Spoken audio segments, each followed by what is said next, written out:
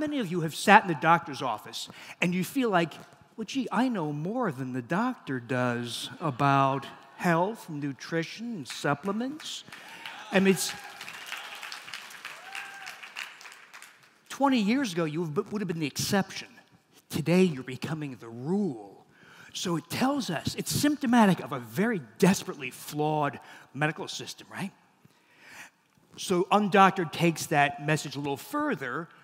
What I'm trying to do is do what you guys are doing, and that is to collaborate.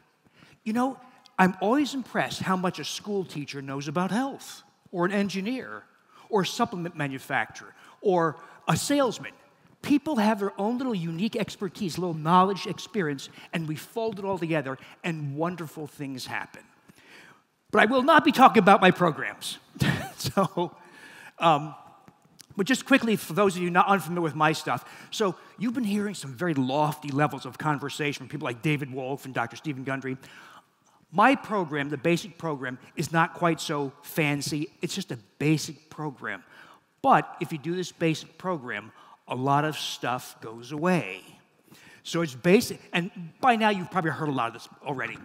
No wheat, no grains, no sugars. I think most of you are pretty solid on that already. Remember, grains are seeds of grasses, as Dr. Gundry pointed out, and humans simply don't have the digestive machinery to break down the seeds of grasses, not the roots, not the stalks, not the husk, and not the seeds.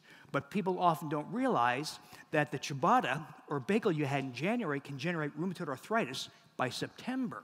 Okay, so it may not be an immediate cause effect. It could be, but it can also be a very delayed effect. So when humans first turned to the seeds of grasses for sustenance, they didn't know 10,000 years ago that they'd pay a health price down the road.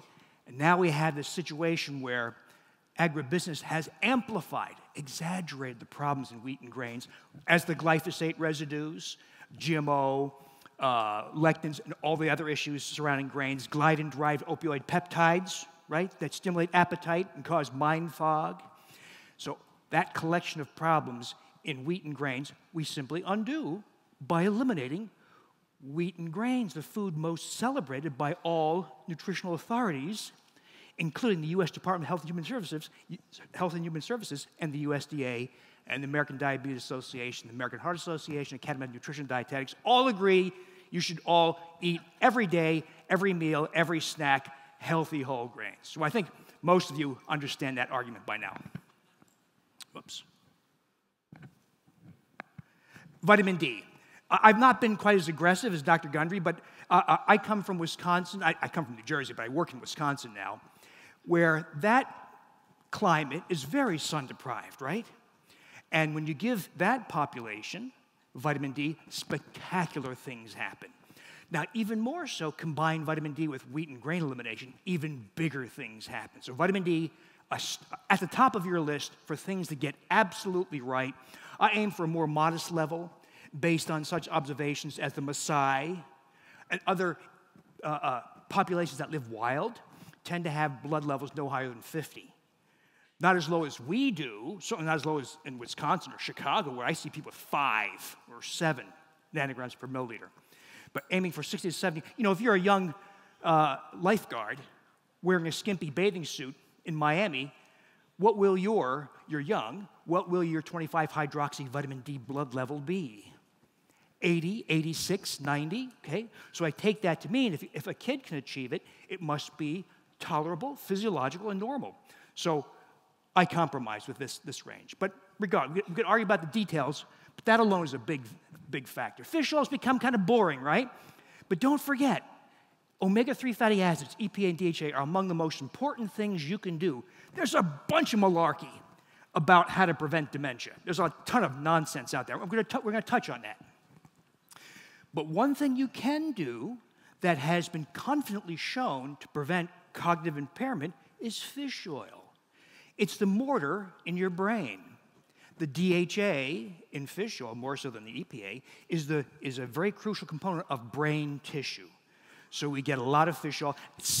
We should go back to the way things used to be done, which is eat fish. But in this modern age, we've got mercury exposure, right? Other things. So fish oil is kind of our modern, safe workaround for that.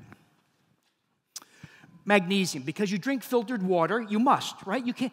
I'd love to go to the river and drink water, but what's in that? What, sewage runoff, pesticide, herbicide, farm, right? All kind of nonsense.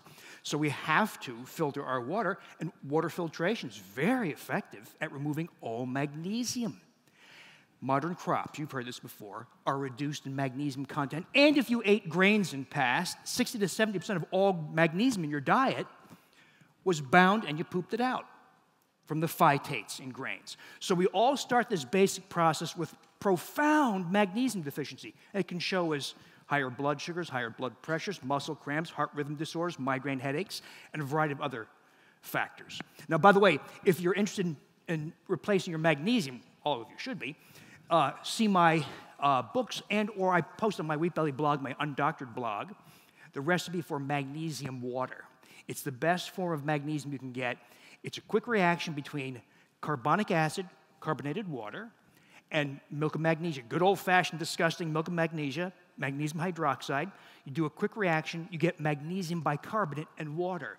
And it's the best magnesium you can't buy, okay? It's the most highly absorbed, least laxative form. So if you've got migraines, if you have some magnesium-responsive condition, consider using magnesium water. You can't buy it because magnesium bicarbonate as a powder is too hygroscopic, it's too water absorbent. You ever buy something as a powder, you open it, you don't look at it for a couple of weeks, come back, it's hard? That's what happens. So instead you make it yourself, and it's the best form of magnesium. You'll find that recipe in just about everything I've written. Iodine and thyroid. I think it's kind of touched on by others, but we forgot. Up until 1924, iodine deficiency was a huge public health problem. 20% of kids had goiters and large thyroid glands. Many more had iodine deficiency that hadn't yet shown up as a goiter. If you were a pregnant mom and you had a goiter, you had a 20% chance delivering an mentally impaired child. This was a huge public health problem because iodine's in the ocean. All the iodine on this planet is in the ocean. And the farther inland you go, the less iodine content there is in your food. What was figured out was lack of iodine. That's why iodized salt came to be. So the old motto on Morton's iodized salt, keep your family goiter-free. Use more iodized salt, keep your family goiter-free. That was their slogan. Well, the FDA told us, use more salt, use more salt, use more salt. We did. What happened? Some people proved to be salt sensitive.